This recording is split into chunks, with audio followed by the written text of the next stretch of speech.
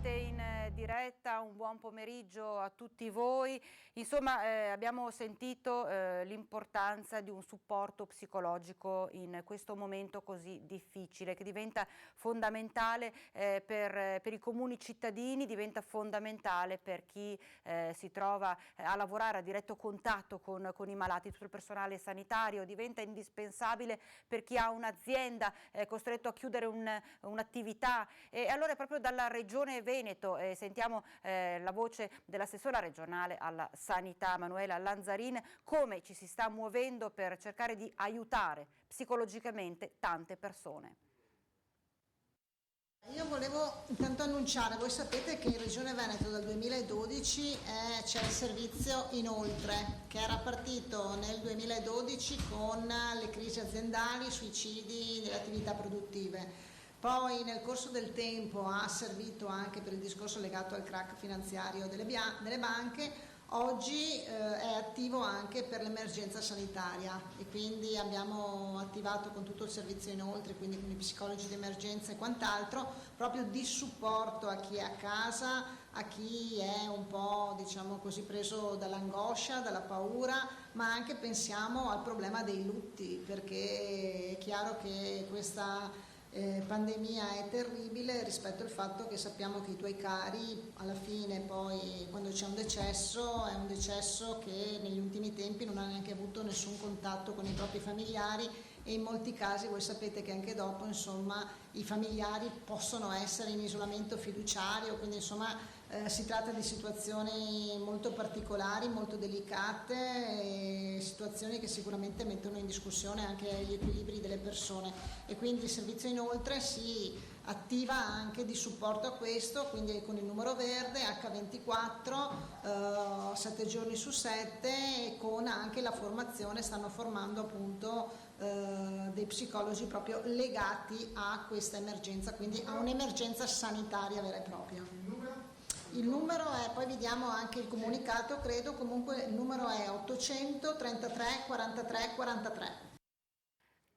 Quindi abbiamo visto questo numero che è stato attivato dalla Regione Veneto per cercare di venire incontro a tantissime persone, 833 43 43, cui potersi rivolgere per affrontare anche quella situazione di cui stava parlando proprio l'assessora Lanzarin poco fa, legata proprio ai lutti e all'impossibilità di partecipare a un momento così intenso, così triste, così penoso per le persone.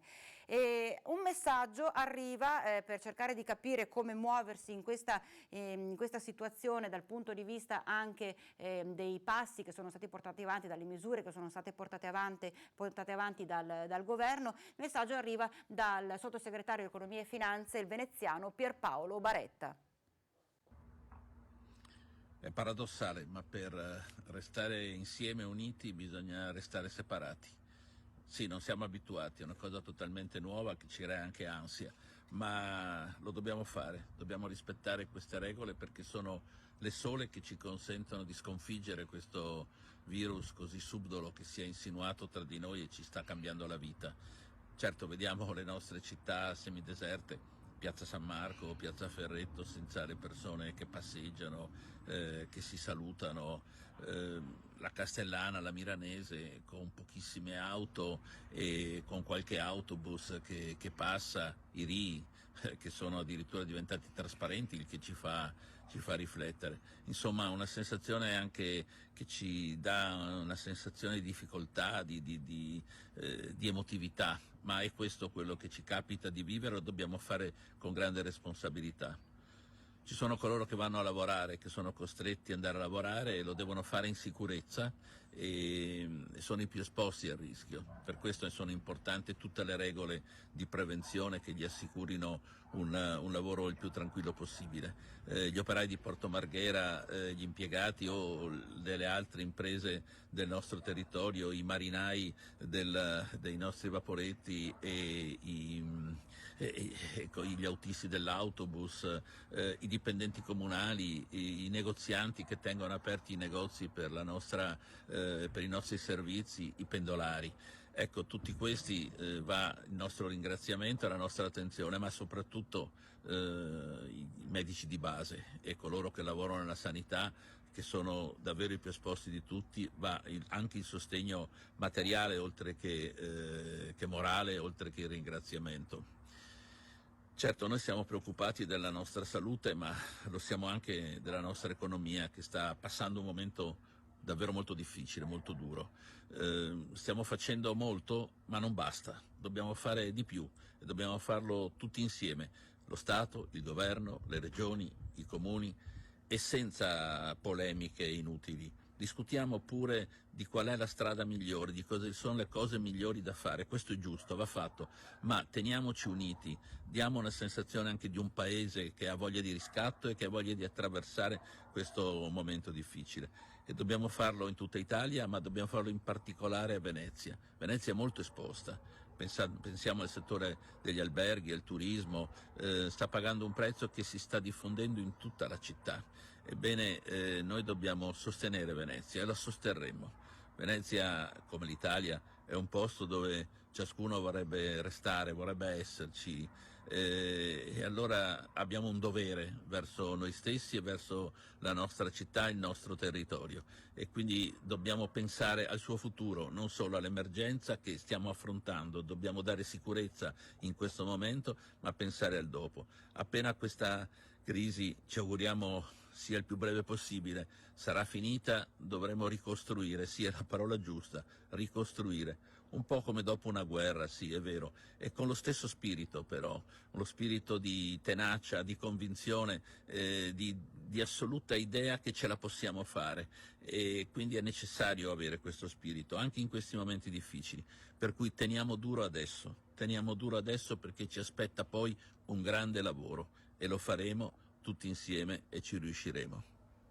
Un bel messaggio davvero che è stato inviato dal sottosegretario Economia e Finanza Pierpaolo Baretta, dal veneziano Pierpaolo Baretta, che ha rivolto un po' a tutta la sua regione. Infatti è molto vicino in questo momento proprio a tutti i veneti, ma in generale poi viene rivolto a tutta Italia, perché è un elemento, quello di stare a casa, che deve essere colto.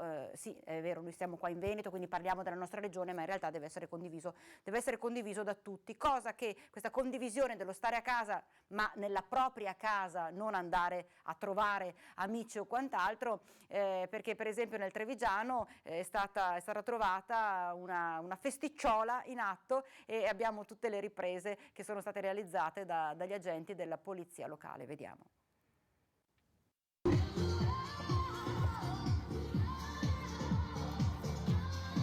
Ci sono anche i bambini. Ci sono anche i bambini.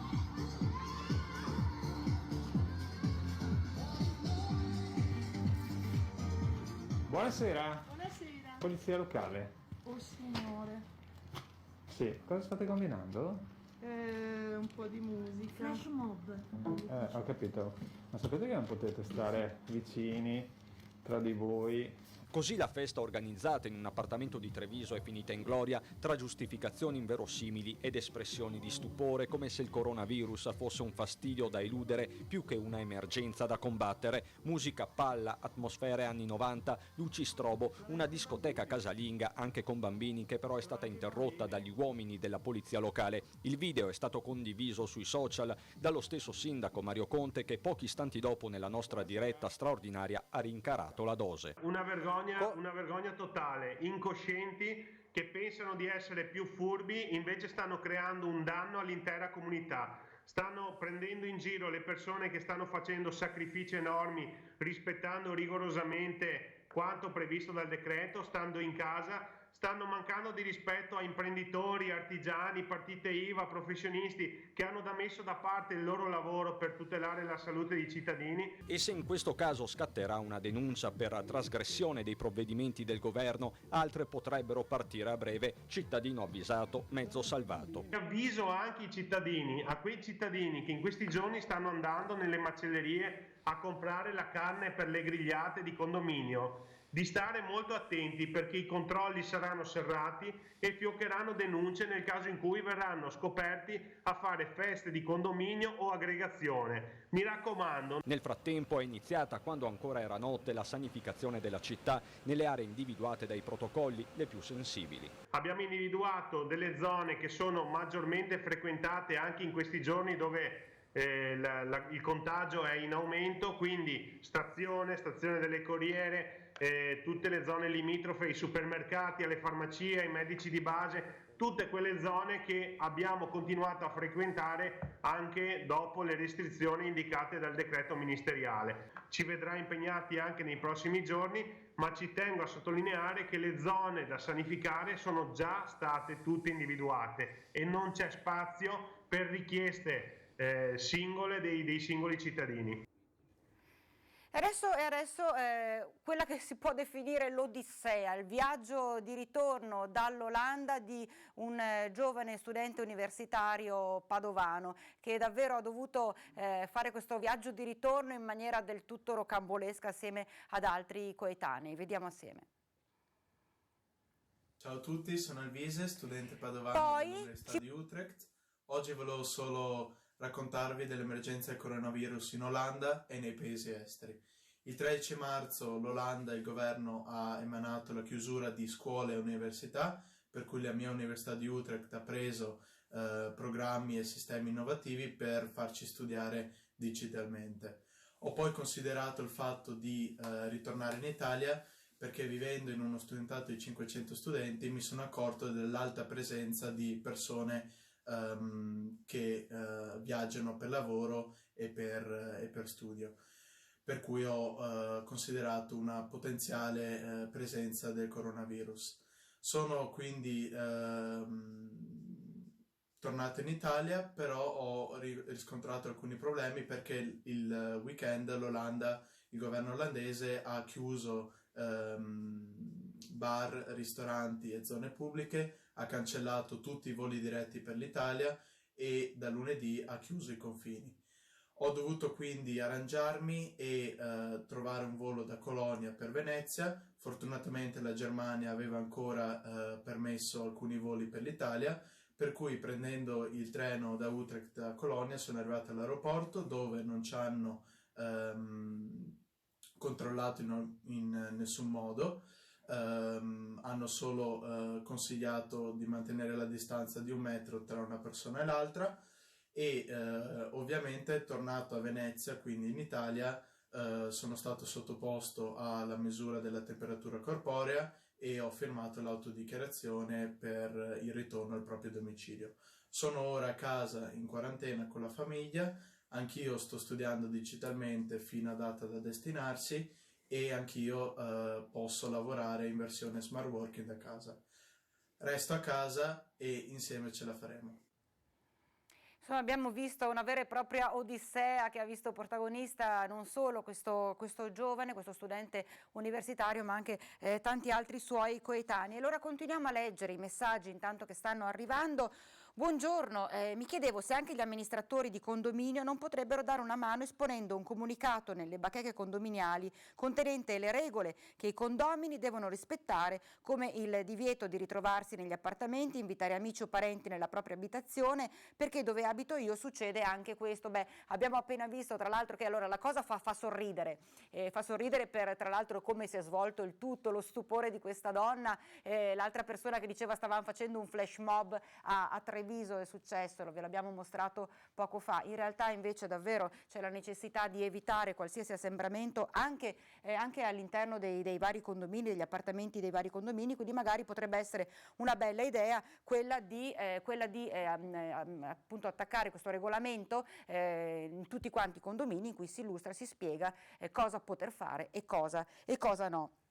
Poi, grazie Rete Veneta per tutto quello che state facendo. Se farete raccolta fondi per finanziamento saremo in tanti ad aderire. Allora io intanto dico aderite senz'altro alla raccolta fondi che ha avviato l'associazione Helios e questo gruppo di imprenditori, lo state vedendo, contribuisci proprio per riuscire a vincere insieme questo momento difficile. Sono stati acquistati già diversi materiali. Vi abbiamo mostrato le prime cose che sono state acquisite grazie al contributo al movimento appunto di Helios, questo gruppo di imprenditori.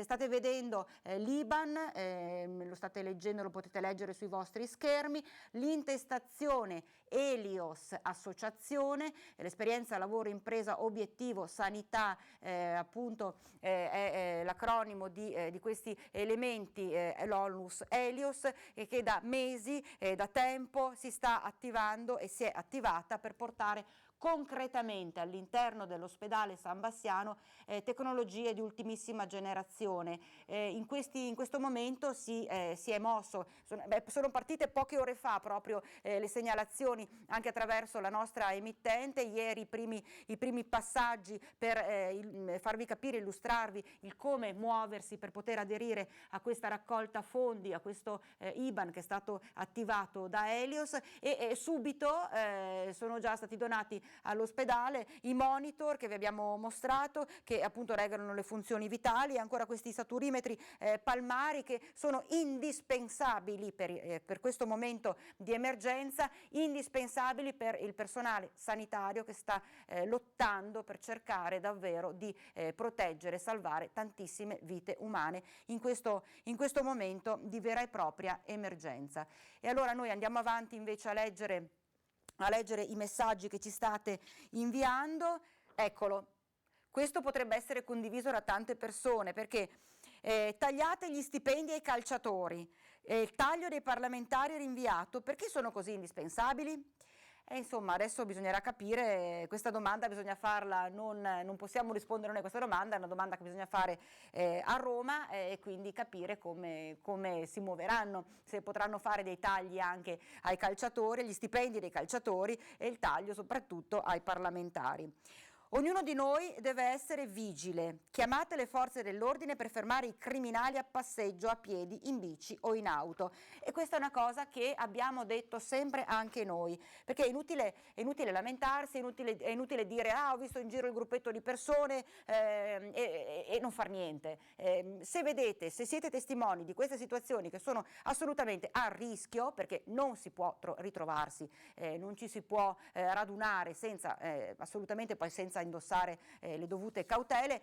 Se vedete queste situazioni, segnalate, chiamate i carabinieri, chiamate la polizia locale, avvertite, fate sapere proprio alle forze dell'ordine che loro sono presenti sul territorio, però non possono essere ovunque in ogni momento, e quindi loro cercano di pattugliare, di essere nelle zone più nevralgiche, però non possono ovviamente essere dappertutto. Se voi siete gli occhi anche delle forze dell'ordine, questo accade generalmente, era l'appello che era stato rivolto anche fino a prima dell'emergenza coronavirus per quanto riguardava tutto il discorso della criminalità, della microcriminalità. Bene, oggi più che mai voi siete gli occhi di tutte di queste forze dell'ordine, di queste persone che si stanno muovendo, stanno facendo controlli, verifiche proprio per tutelare soprattutto la salute delle persone.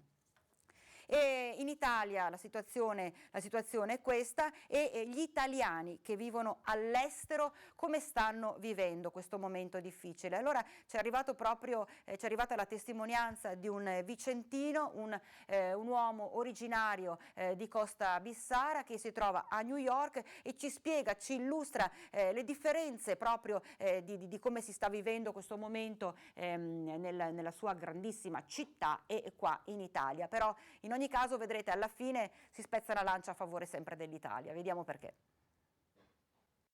La situazione ovviamente per ora si può camminare in giro, si vede ancora abbastanza gente, secondo me non è ancora arrivato il messaggio completo della difficoltà che porterà, nonostante i governatori e il sindaco di New York, il governatore di New York, entrambi hanno una chiara visione dei rischi che ci sono. Qui la gente appunto è tranquilla, a parte ci sono file ovviamente ai supermercati e tutto, ci sono scaffali vuoti, soprattutto scaffali carta igienica, non si capisce perché. Carta igienica e generi alimentari, come ci mostrano le foto inviateci da Riccardo, sono i beni di prima necessità che stanno andando a ruba, sospese le manifestazioni, gli spettacoli, i bar e i ristoranti chiusi, come mostrano i cartelli nelle foto. Chi può ed è organizzato ha incrementato le consegne a domicilio. A preoccupare però è l'aspetto sanitario. Anche solo andare a fare il test, qui è estremamente complicato coordinarsi e riuscire a ottenere i risultati.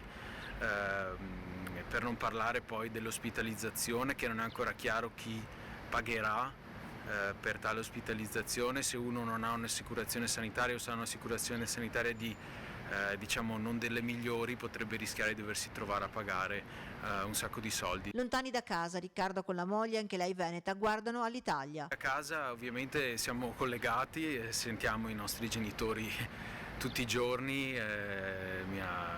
I miei genitori sono di Costa in provincia di Vicenza, anche loro sono ovviamente come tutti in quarantena. I genitori di mia moglie sono di Carbonara di Rovolon, vicino a Vo, quindi hanno vissuto la chiusura, la quarantena di Vo in prima linea. Seguiamo tutte le notizie, le dirette di Conte, dei vari governatori, del capo della Protezione Civile, per sentire come si evolve la situazione. E aspettando che l'epidemia si diffonda, aggiunge: Invidiamo, se possibile, voi in Italia, perché sì, è vero che la quarantena è durissima e noi adesso non la stiamo ancora vivendo, però a lungo termine abbiamo la sensazione che l'Italia sia più preparata e sia attrezzata meglio a sostenere una crisi del genere rispetto agli Stati Uniti, dove ognuno fa per sé. Abbiamo sentito negli Stati Uniti ognuno fa per sé, qui invece si cerca davvero di andare avanti in maniera unita, in maniera compatta, e mai come in questo periodo sono tantissime le testimonianze di solidarietà e di vicinanza a chi si trova in difficoltà. Voglio ricordare ancora una volta l'impegno che stanno portando avanti gli imprenditori del Bassanese, che sono riuniti nel gruppo, nell'associazione Onlus Helios, che sta davvero aiutando concretamente con l'acquisto di materiale che serve in maniera tremenda, soprattutto in questo momento di emergenza. L'ospedale il San Bassiano, gli ospedali in generale dell'ULSS 7 Pedemontana. E allora insieme guardiamo l'appello che ha lanciato Renato Campana, il presidente dell'associazione Helios. Buongiorno cari concittadini. Quale presidente di Helios Onlus voglio lanciare un appello in questo brutto momento al massimo impegno per sostenere in modo concreto la nostra AS 7 Pedemontana, i nostri medici, i nostri infermieri e tutto il personale. Abbiamo già provveduto in questi giorni all'acquisto di attrezzature indispensabili come ventilatori, monitor, ecografo e ventiletti. Ma sicuramente ci sarà bisogno di altro. Sono convinto della vostra solidarietà, che fa parte del DNA di noi veneti. L'unione fa la forza e uniti nella battaglia vinceremo. Io vi ringrazio e quello che vi chiedo è solidarietà, massimo impegno. Grazie.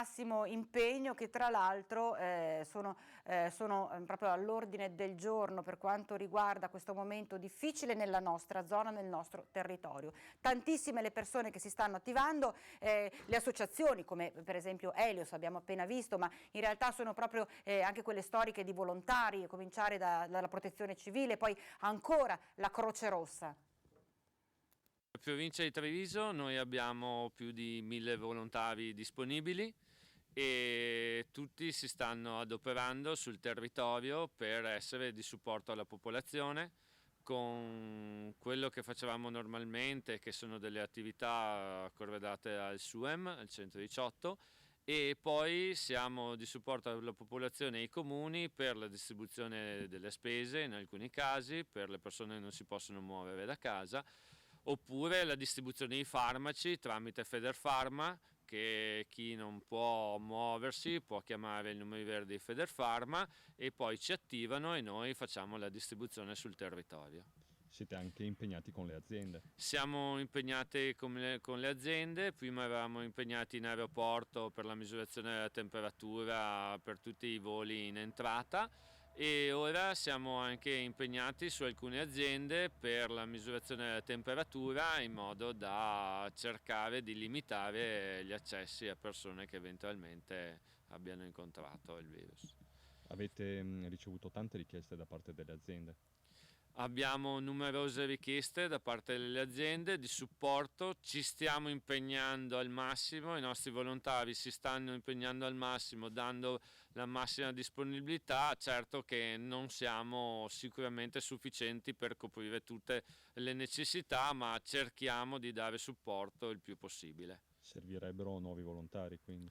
Servirebbero nuovi volontari e sempre servirebbero volontari anche per il periodo di pace, perché c'è molto bisogno di volontariato. Croce Rossa al momento si sta impegnando con tutte le sue forze e tutti i suoi fondi per essere di supporto alla popolazione, però i fondi non sono infiniti e abbiamo bisogno di un aiuto, abbiamo bisogno che i nostri imprenditori ci supportino in quello che stiamo facendo. Noi abbiamo delle ripercussioni perché attività che ci portavano delle entrate, che potevano essere delle attività sportive o di trasporti, al momento sono tutte sospese a data da destinarsi e quindi quello che ci poteva dare la possibilità di avere dei fondi da reinvestire sul territorio, perché tutto viene reinvestito e ci dà la possibilità di essere a servizio del cittadino, al momento ci limita molto nelle potenzialità. Ecco, quindi l'appello è quello di donare alla Croce Rossa.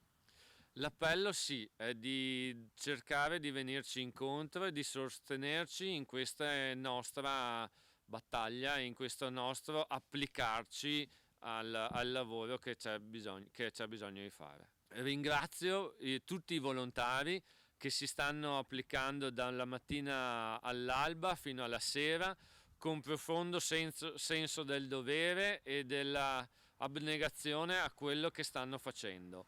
E non finirò mai di ringraziarli perché sono la nostra fonte e sono indispensabili al nostro territorio.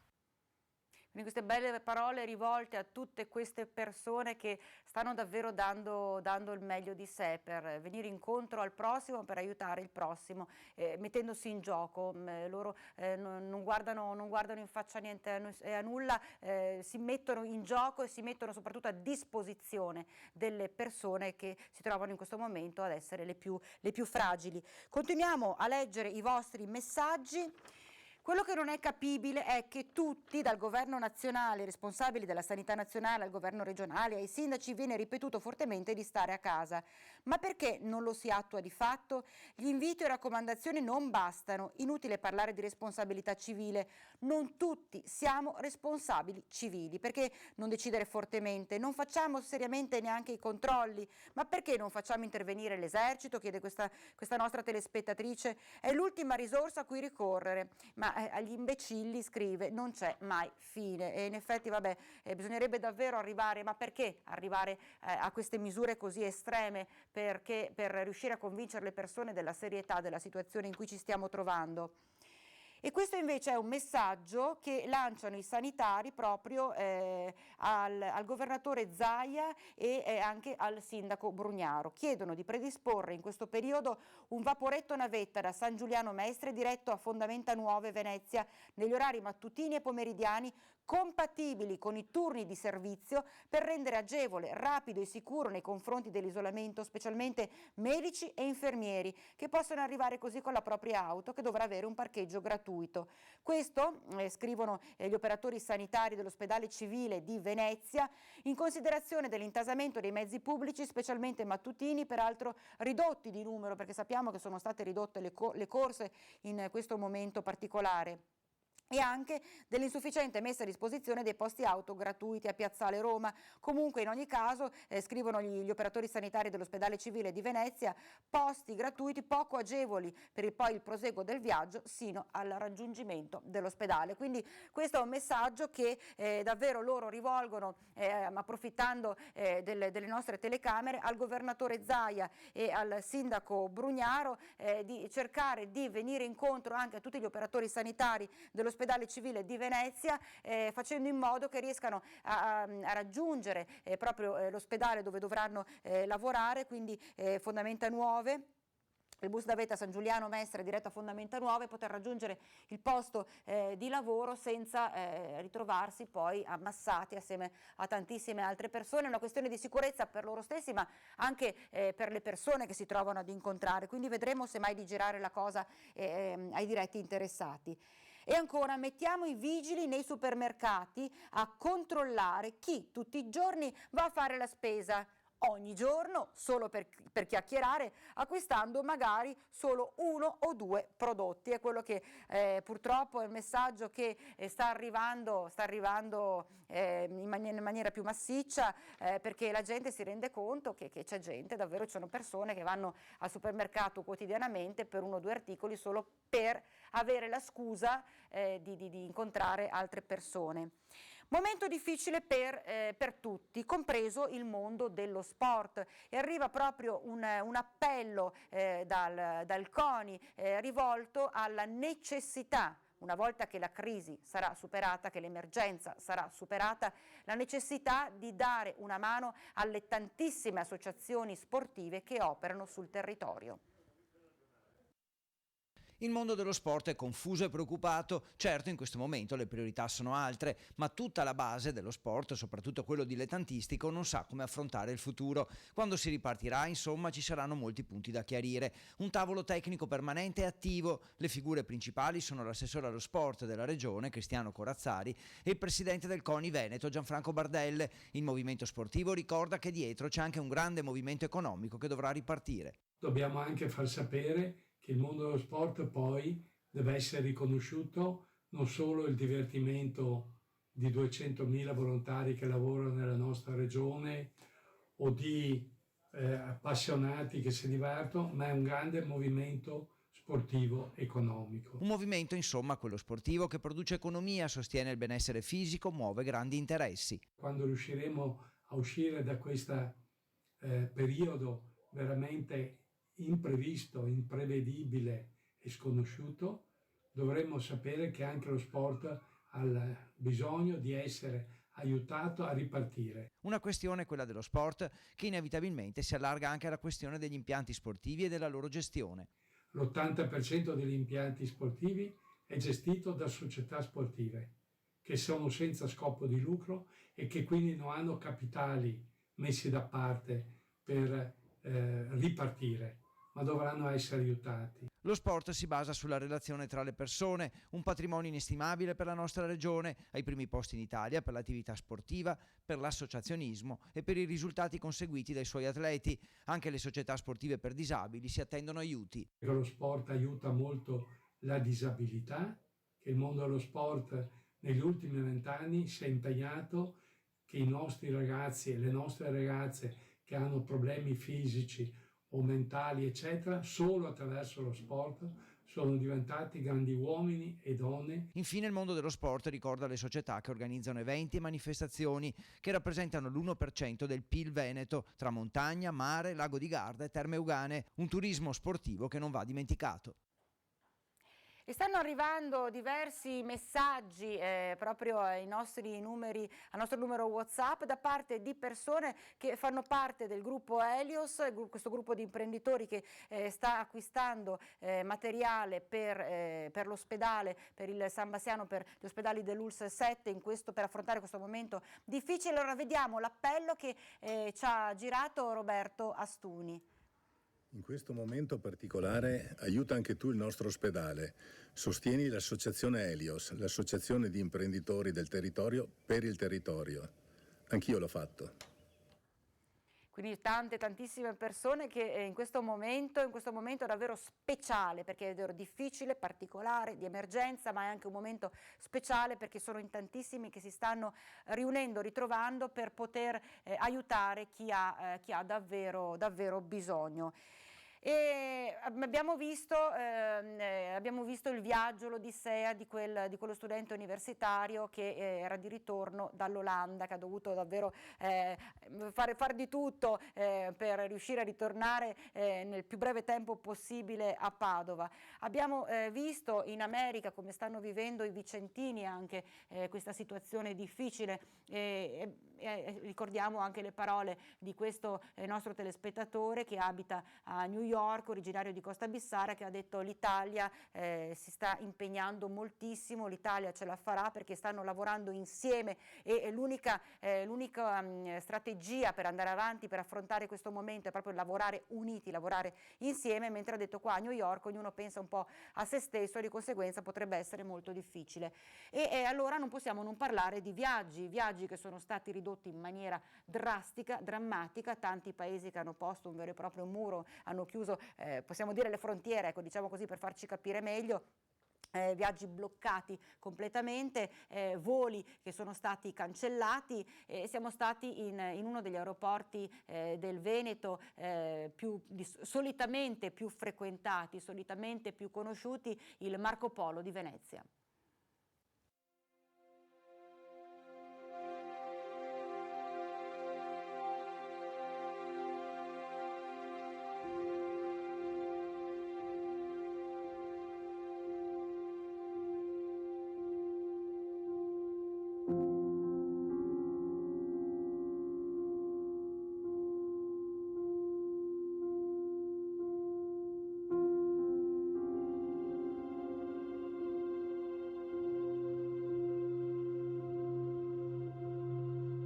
Se le strade e le piazze vuote, i bar chiusi e i negozi con le saracinesche abbassate suscitano tristezza, angoscia, senso di solitudine, le immagini spedite da un telespettatore dell'aeroporto Marco Polo completamente deserto sembrano quasi surreali.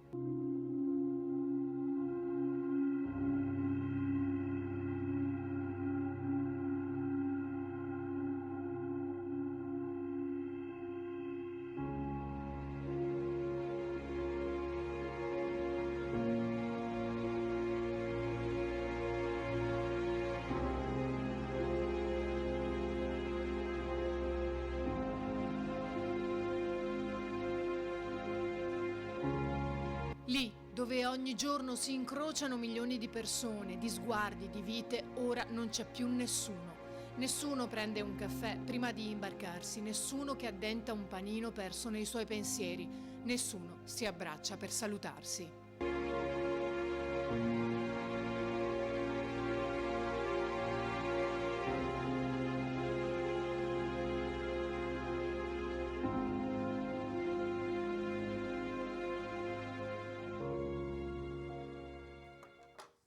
Abbiamo visto una situazione che fa davvero riflettere, che riguarda uno degli aeroporti più conosciuti a livello non soltanto veneto ma a livello nazionale, che è quello proprio di Venezia. E intanto stanno arrivando diverse comunicazioni che riguardano le attivazioni dei vari comuni per cercare di venire incontro alle persone magari più anziane, più fragili, le persone che non riescono a uscire di casa, non possono uscire di casa nemmeno per fare la spesa. Allora c'è proprio dal comune di Cittadella che è arrivato, ricordando l'emergenza, state a casa, mi raccomando, state a casa, è arrivata questa iniziativa, si è attivato il comune stesso proprio per dare una mano, sostenere le persone più anziane o in grossa difficoltà, e collegato al servizio di consegna spesa o farmaci a domicilio per anziani, dicevamo, c'è anche quello della consegna dei pasti caldi in collaborazione con il centro residenziale anziani, che è attivo da lunedì al sabato per il solo pranzo. Il pasto è composto da un primo, un secondo, un contorno, pane, acqua, frutta, viene scelto da un menù settimanale che dovrà essere compilato e riconsegnato per la settimana successiva. C'è un numero da contattare che è sempre quello che è stato utilizzato dal comune, io lo ricordo, il 334, se volete prendere nota, lo leggo lentamente apposta così tutti potete prendere nota se siete interessati e risiedete nel comune di Cittadella. Il 334 679 5264. Ripeto, 334 6795 264. Rilasciate il vostro nome, il cognome, un recapito telefonico e poi sarete ricontattati direttamente da un operatore del centro residenziale che provvederà a fornire tutte le informazioni necessarie. Singoli pasti a pagamento, però ecco, vi metterete d'accordo poi con i diretti responsabili per poter capire quali saranno poi le misure di consegna, i termini di consegna e quant'altro. Si parlava e abbiamo parlato, vedendo proprio la situazione nelle varie città della nostra regione, dei controlli che sono portati avanti dalle forze dell'ordine e ovviamente sono tante le denunce che scattano e le persone cercano in qualche maniera di trovare le scuse più disparate, le scuse più assurde. Ma nel Padovano vediamo com'è andata. L'appello a stare a casa in questa emergenza non scoraggia molti a mettersi in strada, nemmeno il rischio di una denuncia penale. Sono 49 le persone sanzionate dai carabinieri delle 5 compagnie della provincia di Padova. La zona con più trasgressioni resta quella della città, seguita dall'Alta Padovana e dalla zona delle Terme e dei Colli Euganei. Nell'Alta Padovana, infatti, 13 le denunce elevate da parte della compagnia di Cittadella, che hanno arrestato anche un marocchino che, nonostante fosse agli arresti domiciliari, aveva scelto di farsi una passeggiata. Un 52enne rumeno di Piombino Dese, scoperto in paese a bordo di una bicicletta, ha spiegato agli uomini dell'Arma di stare andando a recuperare la moglie alla fine del turno di lavoro per passare un po' di tempo con lei. Mentre un 41enne moldavo di Vedelago è incappato in un posto di blocco vicino a Loreggia, dove ha detto di essersi recato per cercare un capannone dove insediare un commercio di legname. I carabinieri della compagnia di Abano Terme, oltre all'area di pianura, hanno controllato anche quella dei colli, frequentata dai ciclisti per attività sportiva, denunciando 3 cicloamatori. E tra l'altro è arrivata una nota proprio perché si è parlato della difficoltà che stanno affrontando anche le varie strutture, gli asili, le scuole dell'infanzia, i nidi e quant'altro, soprattutto che stanno affrontando i genitori che si trovano a dover pagare la retta ma i figli non vanno a scuola. Allora con una delibera di giunta è stata data una prima risposta concreta alle famiglie residenti a Bassano che vedranno ridotto in modo importante il costo delle rette degli asili nido e delle scuole dell'infanzia che appunto, dicevo poco fa, da settimane sono costrette alla chiusura forzata. Lo ha comunicato l'assessore alle politiche giovanili Mariano Scotton del comune di Bassano del Grappa. Il contributo comunale, che terrà conto anche di eventuali interventi statali e regionali, è il frutto di un importante lavoro che è stato svolto dagli uffici delle politiche giovanili.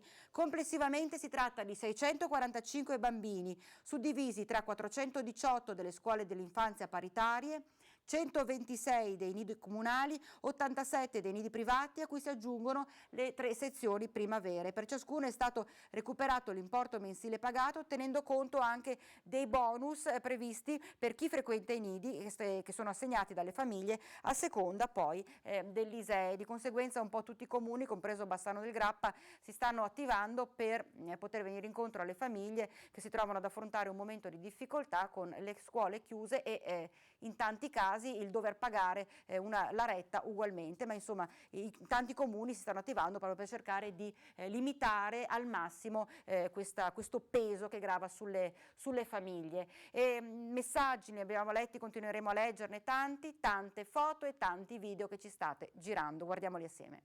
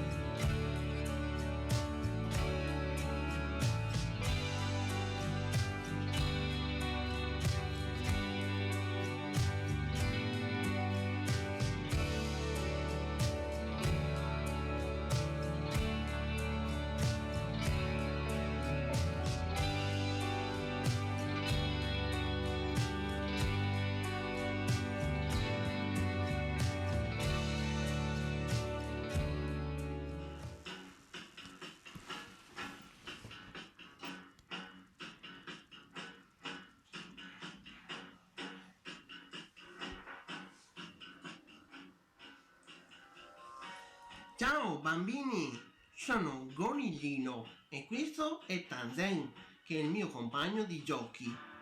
Ma oggi non dobbiamo darci bacioni e dobbiamo stare lontani uno dall'altro, però rimaniamo sempre grandi amici, vero Tanzen? Vero? E mi raccomando bambini, io l'ho legato a Tanzen perché lui è un monello che vuole sempre andare in giro e non fa mai i compiti. Invece voi dovete fare i compiti perché i vostri maestre e maestri vi vogliono bene e vogliono che diventiate intelligenti. E poi giocate e divertitevi, ma seguite le regole che vi dicono i vostri genitori. Lavatevi spesso le mani e dite anche ai vostri genitori, vero Tanzen? Di non fare spese super grandi, perché sennò mancano gli alimenti a chi viene dopo. Mi raccomando bambini, ricordate, andrà tutto bene.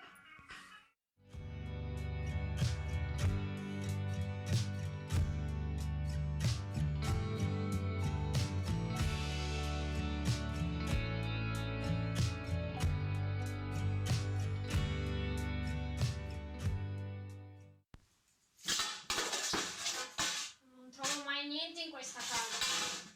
Non trovo mai niente in questa casa. Tutto disordinato. Vediamo se lo trovo qua. Oh no, le mutande non mi servono. Il microfono no. Un palloncino. No.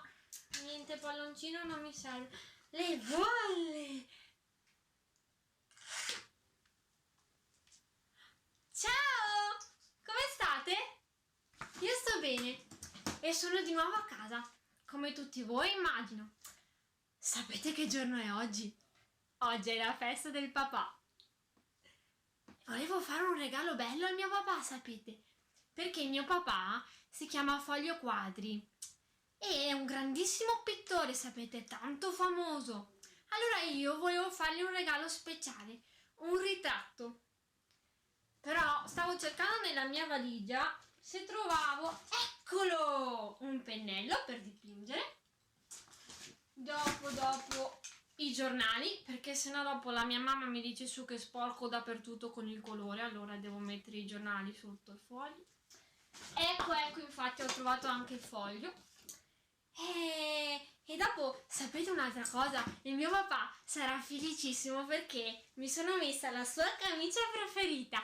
Così dopo sarà felicissimo di vedere in quanti colori la coloro io. Vero? Secondo me sarà felicissimo. Ve lo dirò. Intanto faccio gli auguri a tutti i papà del mondo, soprattutto al mio papà, che li voglio tanto tanto bene. E vi mando un bacione a voi. Ciao! Fate gli auguri ai vostri papà! Ciao! Auguri davvero, cogliamo l'occasione, allora auguri davvero in questo 19 marzo a tutti i papà che ci stanno seguendo, a tutti i nostri papà, davvero un grande augurio. Leggiamo ancora, prima di salutarci perché manca ormai poco, qualche messaggio che è arrivato alla nostra redazione. E allora c'è chi dice: è stato sottovalutato il problema, la gente non rimane a casa, l'unica soluzione è chiudere tutto, altrimenti non risolviamo nulla. E ancora: chiudete tutto, con il fine settimana si sposterà tanta gente, Zaia non può permetterlo, altrimenti sarà il disastro, non può permettere che davvero tanta gente si sposti, quindi bisogna chiudere assolutamente tutto secondo questi nostri telespettatori. Poi questa è bella: è mai possibile che una persona oggi viene a trovare un suo amico sotto casa mia senza guanti, senza mascherina, tocca tutto, le porte, entra perfino con la macchina nel cortile? Cara signora, non sappiamo cosa dire, purtroppo ci sono certe persone che, ripeto ancora una volta, non ascoltano assolutamente questo nostro messaggio, questo nostro appello che continuiamo noi da parte nostra attraverso le nostre telecamere, poi gli organi istituzionali continuano a divulgare a tutti quanti per far capire che bisogna davvero restare a casa. La vergogna, cliente che entra nel supermercato senza mascherina, basterebbe anche casalinga senza guanti che fa conversazione con il conoscente e noi commessi che dobbiamo sopportare anche tutto questo. Sì, infatti è un forte appello che è stato girato anche dal governatore Zaia proprio verso le persone che lavorano nei supermercati, che sono davvero a rischio se non vengono tutelate in primis. Tantissima la solidarietà, a cominciare proprio da quella che sta portando avanti l'associazione Onlus Helios. Vediamo assieme. Siamo tutti uniti nella battaglia contro il male invisibile, il coronavirus. Aiutiamo i nostri malati, aiutiamo il nostro ospedale a sopravvivere a questa pandemia. Associazione Helios, per questa emergenza, sta raccogliendo fondi per acquistare ventilatori, 10 letti da terapia semi-intensiva, 10 letti di terapia intensiva, un ecografo, 20 pulsiossimetri per dipartimento emergenza, per pediatria, per reparto ricoveri positivi, un sistema di broncoaspirazione e fibroendoscopio, monitor multiparametrici. Partecipa anche tu con un contributo all'associazione Helios. IBAN IT 25 U05 38 76 02 600 000 3534 5382. Contribuisci per vincere insieme. Contribuite, vi abbiamo mostrato già i primi strumenti che sono state, le prime strumentazioni che sono state acquistate dal gruppo Helios. Immagino che siate già tutti quanti in tutta la ginnastica, perché adesso ci saranno le lezioni di Zumba, Tai Chi e ginnastica dolce, e poi alle 18 in diretta dalla Basilica del Santo la Santa Messa. Grazie intanto per averci seguito e un buon proseguimento di giornata. Arrivederci.